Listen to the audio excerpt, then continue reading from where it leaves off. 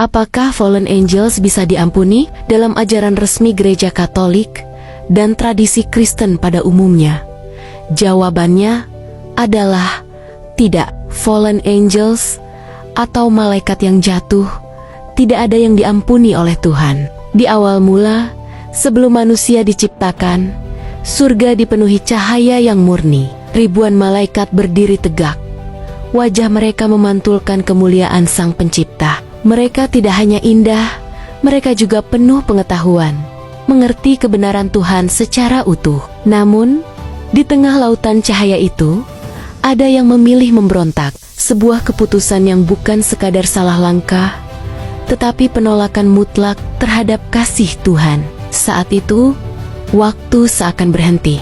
Tidak ada ruang untuk keraguan, tidak ada kesempatan untuk mungkin keliru. Mereka tahu kebenaran sepenuhnya dan tetap menolak. Itulah mengapa pilihan para malaikat bersifat absolut dan final. Tidak seperti manusia yang berjalan dalam kerapuhan, sering salah, dan masih diberi kesempatan untuk belajar serta bertobat. Malaikat sudah melihat wajah Tuhan dalam cahaya sempurna. Ketika sebagian dari mereka berkata, non serviam, yang artinya, aku tidak akan melayani, maka jurang pun terbuka. Mereka jatuh, bukan hanya dari surga, tetapi dari rahmat yang tak akan pernah kembali. Namun lihat keajaiban ini.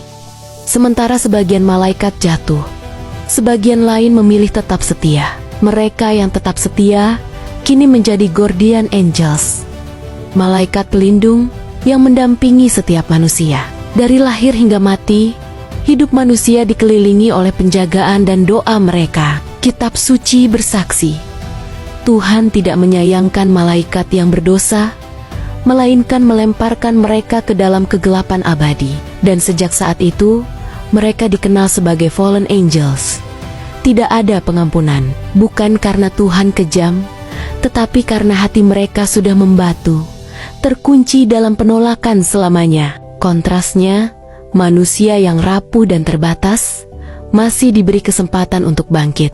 Karena di dalam kelemahan kita, ada ruang untuk penyesalan, ada ruang untuk kasih karunia. Dan disinilah keindahan rencana Tuhan, malaikat yang setia bekerja sama dalam keselamatan manusia. Guardian angels membisikkan petunjuk, melindungi dari bahaya spiritual, dan membimbing jiwa menuju Tuhan. Mereka lebih bersemangat membantu kita daripada kita sendiri yang ingin ditolong.